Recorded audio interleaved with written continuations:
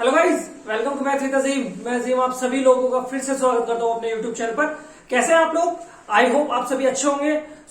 Last video में हमने application of trigonometry start किया था, यानी कि फाइनल की तैयारी हमने स्टार्ट कर दी है। चैप्टर 9 हमने स्टार्ट किया था लास्ट वीडियो में, application of trigonometry, that is height and distance. Height and distance हमने जो है स्टार्ट कर चुके हैं। हाइट एंड डिस्टेंस जो है हम स्टार्ट कर चुके हैं। हम उसका बेसिक, उसका कॉन्सेप्ट, यानी कि जो उसमें चीजें, जो मेथड्स यूज होने वाली है क्वेश्चन को सॉल्व करने में, angle of elevation, angle of depression, ये टर्मिनोलॉजी हमने पूरी पढ़ी थी, पूरा समझा था इस पूरे चैप्टर को। और जो पहली जो इंट्रोडक्शन वीडियो है वो छोटी वीडियो है, क्योंकि उसमें बस इंट्रोडक्शन पार्ट और एक एग्जाम्पल क्वेश्चन मैंने कराया था। बट आज का वीडियो बहुत ही ज्यादा स्पेशल होने वाला है। आज की वीडियो में क्या है कि जितने भी क्वेश्चंस हैं हाइट एंड डिस्टेंस के, जो एक्सरसाइज है 9.1 जो एक्सरसाइज पूरी है उसमें नंबर ऑफ क्वेश्चंस है, बट मैंने उसमें जो इंपॉर्टेंट क्वेश्चन है, मैंने जो सिलेक्टिव क्वेश्चंस हैं उन्हें सिलेक्ट कर लिया है। उसमें सारे टाइप आपके कवर हो जाएंगे। जितने भी क्वेश्चन मैं आपको कराऊंगा उसमें सारे टाइप आपके कवर हो जाएंगे। उन क्वेश्चनों को आप पढ़ेंगे, समझेंगे और उनके बेस जो आगे आप क्वेश्चन कर लेंगे, क्योंकि आप वो क्वेश्चन समझ चुके होंगे और उनके बेस जो क्वेश्चन है वो आप अपने आप से कर पाएंगे। तो वो सारे क्वेश्चन आज करवाने वाला हूं। बहुत ही ज्यादा इंटरेस्टिंग वीडियो होने वाली है। सारे जो डाउट है लास्ट वीडियो में जो भी रह गया होगा आपका इंट्रोडक्शन से रिलेटेड, वो सारा आज क्लियर हो जाएगा। सो जल्दी से चैनल को सब्सक्राइब कर ले, बेल आइकन को प्रेस कर ले। चलिए स्टार्ट करते हैं।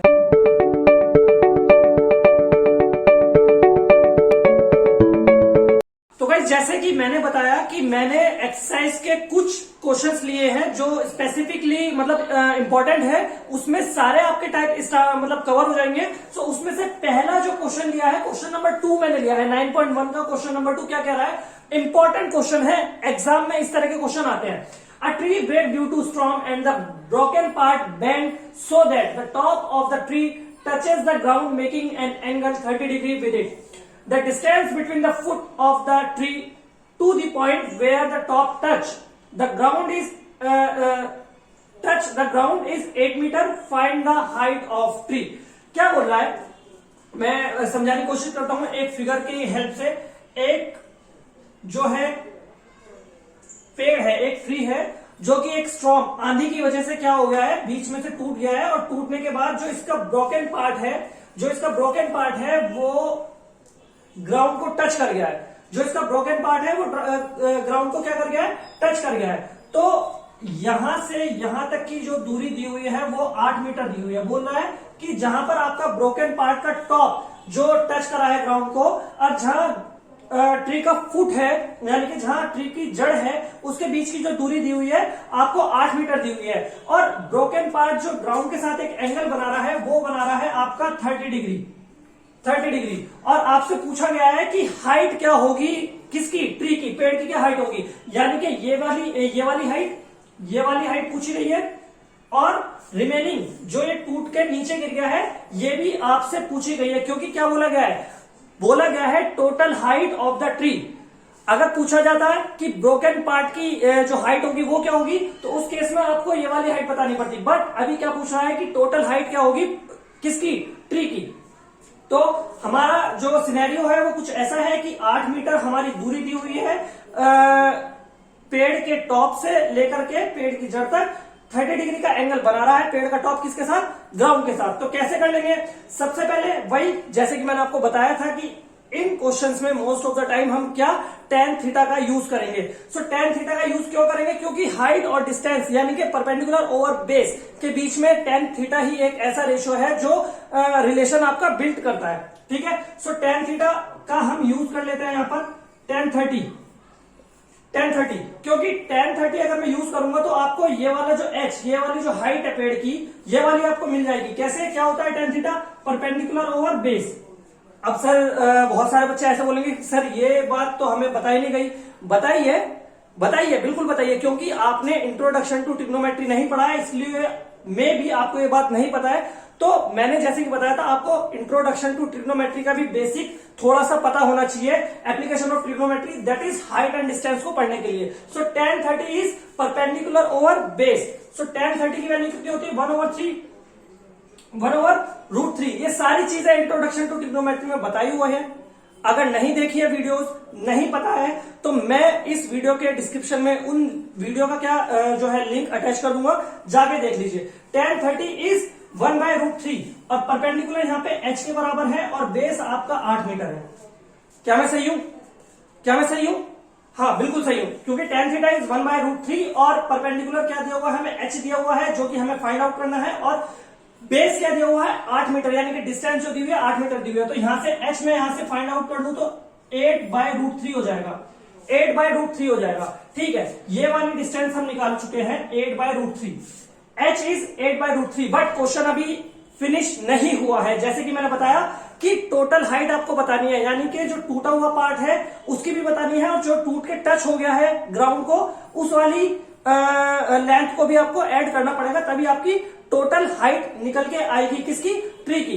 तो हमने ये निकाल लिया है। अब ये वाले पार्ट की जो है, जो हाइट है, या मैं कह देता हूं लेंथ, जो एक पार्ट जो टूट के गिर गया है, ग्राउंड को टच हो गया है, इस वाले पार्ट की जो लेंथ होगी वो कितनी हो जाएगी, ये हम कैसे निकाल लेंगे, बहुत सारे तरीके हैं। जैसे हमें परपेंडिकुलर और बेस दोनों दिए हुए हैं। अब कोई भी एक ऐसा रेशियो सोच ले अपने, या याद कर ले कि जो परपेंडिकुलर और हाइपोटेनस के बीच में रेशियो क्रिएट करता हो, या बेस ओवर हाइपोटेनस के बीच में क्या रेशियो क्रिएट करता हो, यानी कि रिलेशन क्रिएट करता हो। तो यहां पे मैं ले लेता हूं sin 30 डिग्री। जैसे कि आपको पता है sin 30 is perpendicular over hypotenuse, ये होता है। तो ये एक ऐसा रेशियो है जो परपेंडिकुलर और हाइपोटेनस के बीच में रिलेशन क्रिएट कर रहा है। तो perpendicular is 8/√3 divide by hypotenuse, that is length हमें जो निकालनी है, लेंथ हमें जो फाइंड आउट करनी है। सो sin 30 इज 1/2, sin 30 इज 1/2। सबको पता होनी चाहिए ये चीजें अगर किसी को नहीं पता है तो मेरी इंट्रोडक्शन टू ट्रिग्नोमेट्री की वीडियोस हैं वो देख ले, उसके बाद आप यहाँ पे मूव ऑन करें, क्योंकि इसका बहुत ही ज्यादा रोल है इस चैप्टर में। सो 1/2 लेंथ ऊपर जाएगा तो 8 इंटू लेंथ हो जाएगा, वहां पे 8 इंटू लेंथ, सॉरी यहां पे हो जाएगा आपका, इसके नीचे 1 मान लेते हैं तो 1 ऊपर जाएगा और लेंथ √3 के पास जाएगा। सो 8/√3 इंटू लेंथ, ठीक है, क्रॉस मल्टीप्लाई कर देते हैं तो लेंथ इधर आने के बाद length is equal to 8/√3 into 2, that is 16/√3। So इसकी वैल्यू आ गई हमारी 16/√3। जो एक टूटा हुआ पार्ट है जो ग्राउंड को टच हुआ है उसकी लेंथ कितनी आ गई, 16/√3। अभी क्या बताना है, simply total height of the tree. तो क्या कर देंगे, दोनों पार्ट को प्लस कर देंगे, पार्ट को प्लस कर देंगे, यानी कि ऐड कर देंगे तो टोटल हाइट आ जाएगी। तो height of tree is equal to 8/√3 plus 16/√3। क्या बात सही है? 8/√3 और 16/√3, क्योंकि ये वाले पार्ट और ये वाले पार्ट को जब ऐड करेंगे तभी आपकी टोटल हाइट निकल के आएगी ट्री की। सो कितना हो जाएगा, √3 हम यहां से एलसीएम ले लेते हैं, ऊपर कितना हो जाएगा 24 हो जाएगा, √3 से ऊपर इंटू √3 से नीचे इंटू, तो कितना हो जाएगा 24 इंटू 3/3 और 3 8 जार 24। सो आंसर आ गया 8√3। आंसर आ गया 8√3। क्या आ गया, height of tree is 8√3 metre. Answer ये गाइस टोटल हाइट आई है। जबकि अगर हमसे पूछा जाता कि ब्रोकन पार्ट की हाइट कितनी होनी है, वो क्या हो जाती 8/√3। बट अभी हमसे क्या पूछा गया है, find the height of tree, यानी कि टोटल हाइट, यानी कि 8√3 आपकी टोटल हाइट हो जाएगी किसकी, ट्री की। सो फर्स्ट क्वेश्चन था, जो है सेकंड क्वेश्चन की तरफ बढ़ेंगे। फर्स्ट क्वेश्चन में कुछ चीजें आपको क्लियर हुई होगी, सेकंड की तरफ बढ़ेंगे, जो और डाउट है वो भी क्लियर हो जाएंगे। सारे जो कॉन्सेप्ट है आज के क्वेश्चंस में आपके क्लियर होने वाले हैं। सो दिल थाम के बैठिए और बने रहे वीडियो के साथ। सेकंड क्वेश्चन की तरफ मूव करते हैं। सो गाइज 9.1 एक्सरसाइज का क्वेश्चन नंबर 6 आपके लिए लेकर के आया हूं। ये भी इंपॉर्टेंट क्वेश्चन है, जैसे कि मैं बार बार बता रहा हूं कि ये सब इंपॉर्टेंट क्वेश्चन है। सारे कॉन्सेप्ट इन क्वेश्चंस की हेल्प से आपके क्या होने वाले हैं, सॉल्व होने वाले हैं। तो एक बार देख लेते हैं कि 6 क्वेश्चन बोल क्या रहा है। A 1.5 tall boy is standing at some distance from a 30-meter tall building.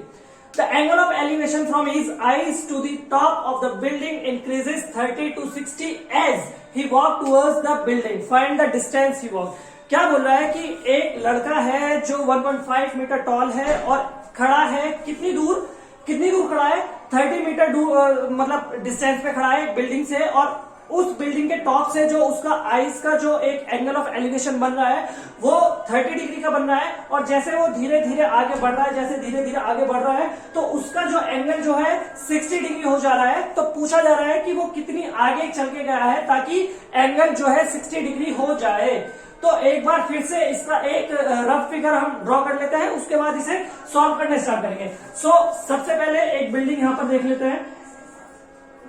ये एक बिल्डिंग है, ठीक है, बिल्डिंग है और बिल्डिंग का जो ये बेस हो जाएगा और यहाँ पे एक लड़का खड़ा है। प्लीज डोंट माइंड कि मेरी जो है ड्राइंग इतनी अच्छी नहीं है, ठीक है ना। यहां से इसकी आइस से जो एंगल जो बन रहा है वो आपका पहले 30 डिग्री बन रहा है। ये इसका हॉरिजॉन्टल लेवल हो जाएगा, आइस का हॉरिजॉन्टल लेवल हो जाएगा, ठीक है। तो यहां पर जो है 30 डिग्री बन रहा है पहले, ठीक है। अब वो आगे बढ़ गया, मान लो वाई डिस्टेंस आगे बढ़ गया, वो वाई डिस्टेंस आगे बढ़ गया। तो वाई डिस्टेंस बढ़ने के बाद जो एंगल हो जा रहा है, उसका वो हो जा रहा है 60 डिग्री। क्या बात समझ में आ रही है? वो हमें नहीं पता कितनी आगे गया है, हमने माना कि वो वाई डिस्टेंस आगे गया तो उसका एंगल ऑफ एलिवेशन कितना हो जा रहा है आई के रेस्पेक्ट में 60 डिग्री, ठीक है। कितनी दूर खड़ा है ओके। हाइट कितनी है, टोटल हाइट बिल्डिंग की 30 मीटर, टोटल हाइट कितनी दी हुई है 30 मीटर। और बॉय की यानी कि उस लड़के की हाइट कितनी दी हुई है 1.5 मीटर। तो उसके हॉरिजॉन्टल आइज का जो हॉरिजॉन्टल लेवल है उससे बिल्डिंग की हाइट हो जाएगी 28.5, अगर मैं गलत नहीं हूं तो। बात सही है?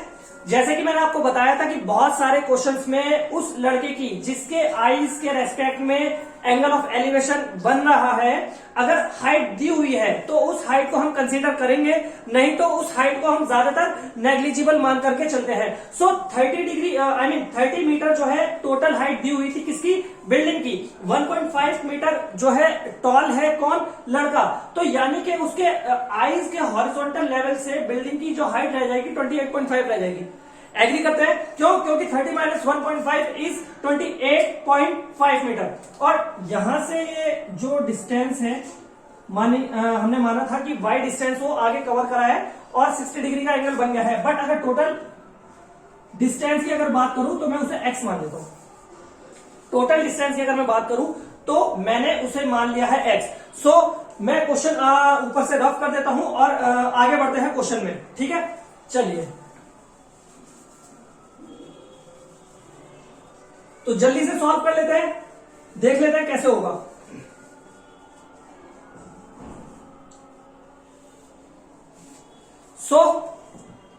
हमें क्या निकालना है,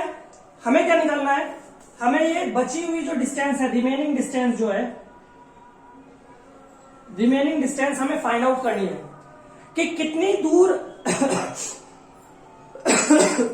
सॉरी बोले कि कितनी दूर वो बिल्डिंग से रह गया था जब उसका एंगल 60 डिग्री के बराबर हो गया, कहां से, आइस से उसकी। तो हमें रिमेनिंग जो डिस्टेंस ये वाली बची है ये वाली फाइंड आउट करनी है। एक्स हमने टोटल मान लिया है, माना है कि वाई डिस्टेंस को कवर करके गया है ताकि उसका एंगल ऑफ एलिवेशन 60 डिग्री हो जाए। tan थीटा tan 60 की अगर मैं बात करूं गाइस, अगर मैं tan 60 की बात करूं, tan 30 की बात करूं, अगर सॉरी tan 30 की अगर मैं बात करूं तो क्या हो जाएगा, ये टोटल डिस्टेंस जो है x है यानी कि बेस है और परपेंडिकुलर कितना है 28.5।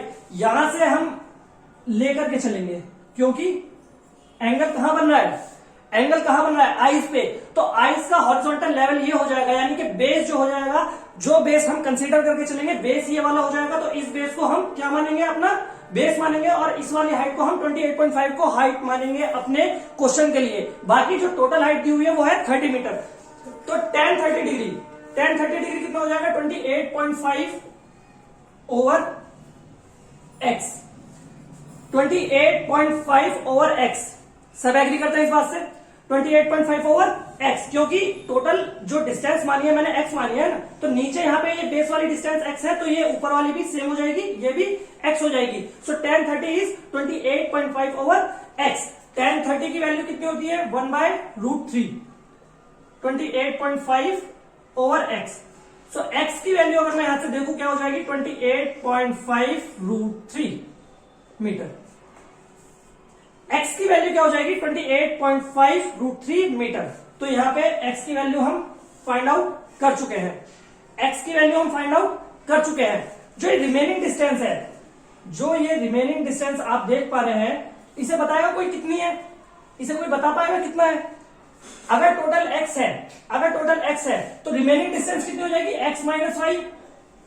एग्री करते हैं भाई? टोटल x है, x में से y मैंने घटा दिया, तो रिमेनिंग डिस्टेंस कितनी बच गई? x minus y. जैसे अगर ये 10 थी और मैं 3 मीटर, मानने की बात है, अगर मैं 3 मीटर आगे चलता हूं तो रिमेनिंग डिस्टेंस मेरी 7 रह जाएगी। उसी तरह टोटल x है, y डिस्टेंस उसने कवर किया है, तो remaining distance x minus y बच जाएगी। सब एग्री करते हैं? ठीक है। सो x माइनस वाई, यही हमें फाइंड आउट करना है। क्या यही हमें फाइंड आउट करना है? हाँ, बिल्कुल यही हमें फाइंड आउट करना है। तो आप देख पा रहे हैं जैसे कि x माइनस वाई, अगर ये वाली डिस्टेंस है तो ये भी x माइनस वाई हो जाएगी।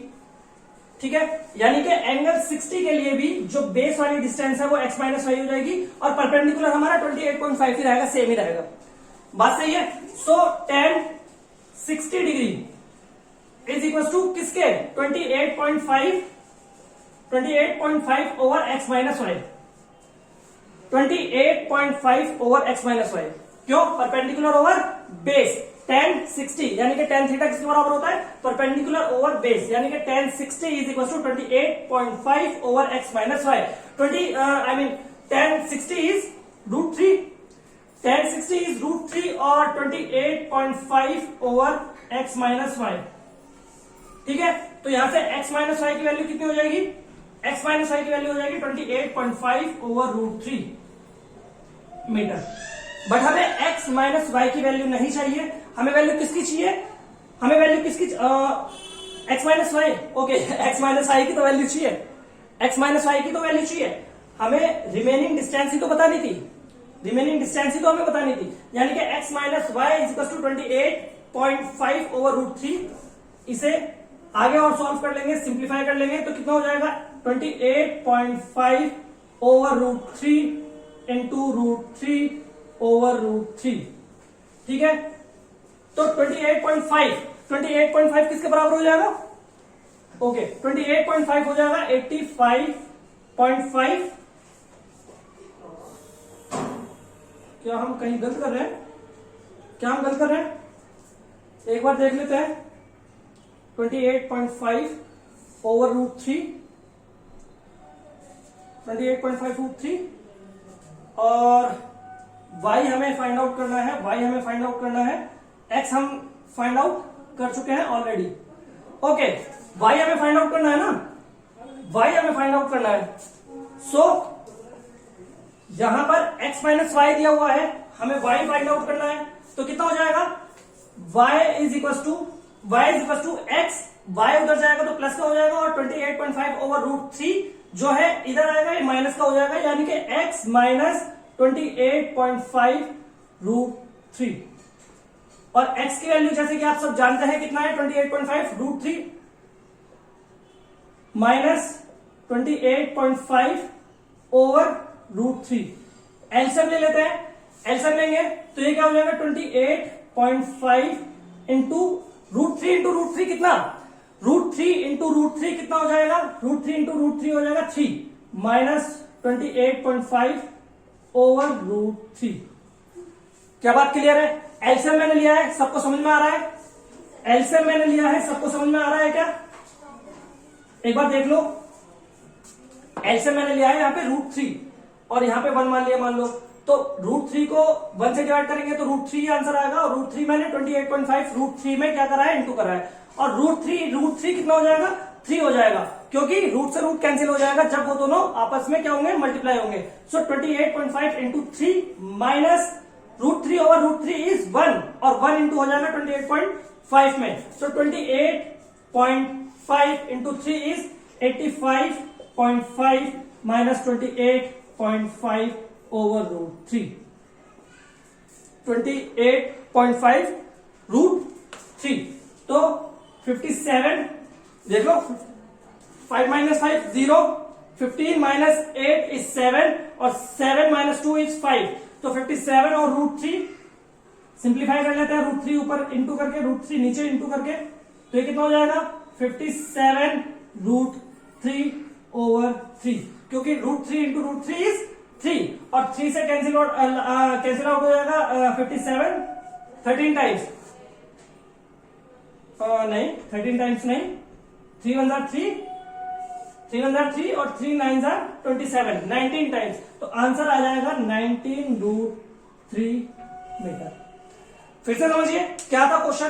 क्वेश्चन ये था कि एक लड़का है जो आइस से मतलब जो उसका एंगल ऑफ एलिवेशन बन रहा है एक बिल्डिंग का, जो बिल्डिंग 30 मीटर लॉन्ग है, उसके आइस के साथ एंगल कितना बना रहा है 30 डिग्री। जैसे जैसे वो आगे बढ़ता है उसका एंगल 60 डिग्री हो जाता है। क्वेश्चन में ये पूछा गया था कि लड़का कितनी आगे बढ़ा है कि उसका angle of elevation top building के साथ कितना हो जाए 60 डिग्री हो जाए। यानी कि हमने जो जितना आगे बढ़ा था उसे y माना था, टोटल को हमने x माना था, और सारी कैलकुलेशन आपके सामने है। y की वैल्यू हमें निकालनी थी, y की वैल्यू हम निकाल चुके हैं 19 रूट 3 मीटर। क्या बात क्लियर है? क्लियर है ना? तो ये क्वेश्चन नंबर 6 था एक्सरसाइज 9.1 का। नेक्स्ट क्वेश्चन की तरफ बढ़ते हैं, देख लेते हैं कौन सा क्वेश्चन है और उसमें कौन सी चीज आपको इंपॉर्टेंट लगने वाली है, कौन सी चीज आपको क्लियर होने वाली है। देख लेते हैं next question. So guys question number 7 from the exercise 9.1, इसमें भी एक चीज नई सीखने को मिलेगी आपको। देख लेते हैं कैसे। From point on the ground the angle of elevation of the bottom and the top of a transmission tower fixed at the top of a 20 meter high building are 45 and 60 degree respectively. Find the height of the tower. क्या बोला गया है कि एक building है 20 metre long यानी कि 20 metre high, उसके ऊपर एक टावर लगा हुआ है, उसके ऊपर एक टावर लगा हुआ है, और इस टावर से यहाँ पे एक पॉइंट है, इस पॉइंट का जो बॉटम है उसके रेस्पेक्ट में 45 का एंगल बना रहा है, और इस पॉइंट से टावर का जो टॉप है वो 60 डिग्री एंगल बना रहा है। पूछा गया है कि इस टावर की हाइट बता दीजिए। कैसे देख लेते हैं, फिगर भी हम ड्रॉ कर लेते हैं, ठीक है, साथ साथ दोनों चीजें हो जाएंगी। चलिए ये है एंड देन ये है, ठीक है, और ये ठीक है। ये वो बिल्डिंग है जो 20 मीटर लॉन्ग है, ये वो टावर है जिसकी हाइट हम h मान लेते हैं, और ये बिल्डिंग है जिसकी हाइट 20 मीटर है, ठीक है। टावर की हाइट, टावर का टॉप जो है उस पॉइंट से कितने डिग्री एंगल बना रहा है देख लेते हैं। The angle of elevation of the bottom and the top यानी कि टॉप यानी कि 60 डिग्री बना रहा है टॉप के रेस्पेक्ट में। वो पॉइंट टावर का जो टॉप पॉइंट है, पॉइंट के रेस्पेक्ट में 60 डिग्री एंगल बना रहा है, ठीक है, 60 डिग्री एंगल। और जो बॉटम है उसका यानी कि जो टावर का बॉटम है वो 45 डिग्री एंगल जो है बना रहा है। एंगल ऑफ एलिवेशन क्या है टावर के बॉटम का, और उस पॉइंट के रेस्पेक्ट में 45 डिग्री बना रहा है, ठीक है। बेस हमें पता नहीं है यानी कि हमें डिस्टेंस नहीं पता है, ठीक है, और हाइट हमें बतानी है टावर की, ठीक है। बहुत इजी है। सबसे पहले हमें क्या करना पड़ेगा, इसका बेस फाइंड आउट करना पड़ेगा, यानी कि बेस की जो डिस्टेंस है वो हमें फाइंड आउट करनी पड़ेगी। बहुत इजी है गाइस, बहुत इजी है। 1045 आप यहां से लगा लेंगे, 1045। देखिए आप बात को समझिए, जो हाइट एंड डिस्टेंस के जितने भी क्वेश्चंस है ना उसमें हमेशा एक जो है वेरिएबल को वो अननोन रखता है, उस वेरिएबल को आप फाइंड आउट करें, उस वेरिएबल की हेल्प से आप आगे के वेरिएबल जो किसे बोल रहा हूं, जो डेटा हमें अननोन होता है उस चीज को मैं वेरिएबल बोल रहा हूं। यानी कि अननोन डेटा हमें एक दिया होता है उसे फाइंड आउट कर लेते हैं, उसके बेस पे हम आगे के अननोन डेटा को भी फाइंड आउट कर लेते हैं। जैसे कि यहाँ पे बेस जो है अननोन है और बेस की हमें आगे जरूरत पड़ने वाली है। क्यों पड़ने वाली है, यहां से मैं बेस निकालूंगा, देखो क्यों पड़ने वाली है देख लेते हैं। 1045 डिग्री इज 20 ओवर बेस यानी कि डिस्टेंस मान लेता हूं, यहाँ पे बेस ही लिख लेते हैं, बेस लिख लेता हूं मैं। tan 45 डिग्री इक्वल टू 20, यानी कि perpendicular over base, 20 over base लिख लिया मैंने, और tan 45 is 1, so 20 over base, और बेस की वैल्यू आ गई भैया आपकी 20 मीटर।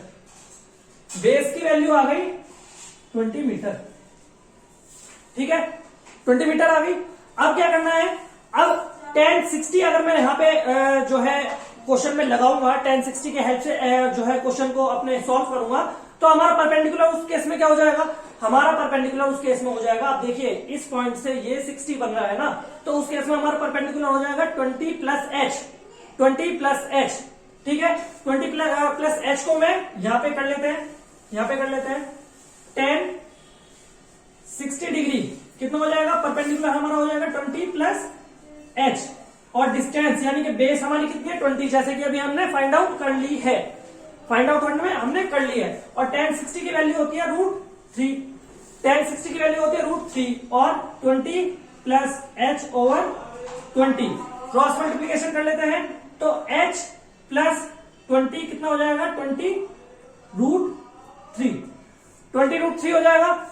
यहाँ पे क्रॉस मल्टीप्लाई करा है, 20 इंटू 3 √3 इज 20 √3, और 20 प्लस एच यहाँ पे रह गया, सो एच की वैल्यू यहां से कितनी आ जाएगी, 20 √3 माइनस 20, 20 √3 माइनस 20, और h क्या आ जाएगा, 20 में कॉमन ले लेता हूं, √3 माइनस 1, यानी कि height of tower, height of tower is 20 under √3 minus 1 metre, ये आपका आंसर हो जाएगा, ठीक है गाइस। टावर की हाइट निकालनी थी, बॉटम का और टॉप का एंगल हमें दिया हुआ था एक पॉइंट से, बेस हमें नहीं दिया हुआ था, बेस हमने निकाला, बेस की हेल्प से हमने बाकी जो है टावर की हाइट को भी मेजर कर लिया, जो आ गई 20 ब्रैकेट √3 माइनस 1। बात क्लियर है, तो आप देख पा रहे हैं बहुत क्लियरली कि जो इंट्रोडक्शन टू ट्रिग्नोमेट्री का जो चैप्टर था वो आपके लिए बहुत ही ज्यादा मैटर करता है, बहुत ही ज्यादा इंपॉर्टेंट है। वो आपको उसका बेसिक नहीं पता होगा तो आप application of trigonometry that is height and distance को कवर नहीं कर पाएंगे। और आपको पता है कि हाइट एंड डिस्टेंस जो है आपका जो सेकंड टर्म का बोर्ड एग्जाम होने वाला है मैथ्स का, उसमें मेन चैप्टर की जो है भूमिका यानी कि रोल निभाने वाला है। तो यानी कि आपको एप्लीकेशन ऑफ ट्रिग्नोमेट्री पढ़ने के लिए इंट्रोडक्शन टू ट्रिग्नोमेट्री का थोड़ा सा बेसिक पता होना चाहिए, तभी आप इसमें आगे क्या कर पाएंगे, अच्छी कमांड कर पाएंगे। अगर वीडियोज नहीं मिल रही है आपको तो उसका मैं लिंक इस डिस्क्रिप्शन में डाल दूंगा, इस वीडियो के डिस्क्रिप्शन में डाल रहा हूं, आप आसानी से उन वीडियो को देखें, थोड़ा सा बेसिक वहां से मतलब गेन करें, सीखें, और उसके बाद एप्लीकेशन ऑफ ट्रिग्नोमेट्री पे मूव करें। बहुत ही इजी चैप्टर है, स्कोरिंग जो है चैप्टर बोला जाता है इसे, इस चैप्टर को स्कोरिंग चैप्टर बोला जाता है। बहुत ही इजी है, आपको बस थोड़ा सा एंगल का और रेशियो का थोड़ा सा थोड़ा नॉलेज होना चाहिए, उसकी हेल्प से आप सारे क्वेश्चन इन्हें करते चले आएंगे। तो देखा आपने, आज की वीडियो को हम यहीं वाइंड अप करते हैं, और आज 3 क्वेश्चन कराए हैं। नेक्स्ट वीडियो जो आने वाली है, लास्ट वीडियो जो आने वाली है इस चैप्टर से रिगार्डिंग, वो उसमें भी 3 से 4 क्वेश्चन कराऊंगा और सारे क्वेश्चन आपके कवर अप हो जाएंगे। उसके बेस पे आप सारे क्वेश्चन कर पाएंगे। किसके लिए? हाइट एंड डिस्टेंस के लिए। एक ही यहाँ पे जो है एक्सरसाइज है 9.1, उसमें सारे यानी कि 16 क्वेश्चन दिए हुए हैं। 16 में से मैंने 6 से 7 क्वेश्चन को सिलेक्ट किया है, जिसमें से 3 मैंने आज करा दिया। नेक्स्ट वीडियो में 3 से 4 क्वेश्चन और कराएंगे और इस चैप्टर को खत्म करेंगे। इसके बाद जो है एक जो मेन चैप्टर है क्वाड्रेटिक इक्वेशन जो है आ रहा है सेकंड टर्म के एग्जाम में, उसे स्टार्ट करेंगे। ठीक है, सो वीडियो अच्छा लगा तो वीडियो को लाइक करें, ज्यादा से ज्यादा शेयर करें अपने दोस्तों के साथ, और चैनल पे नए हैं तो चैनल को सब्सक्राइब कर ले, बेल आइकन को प्रेस कर ले।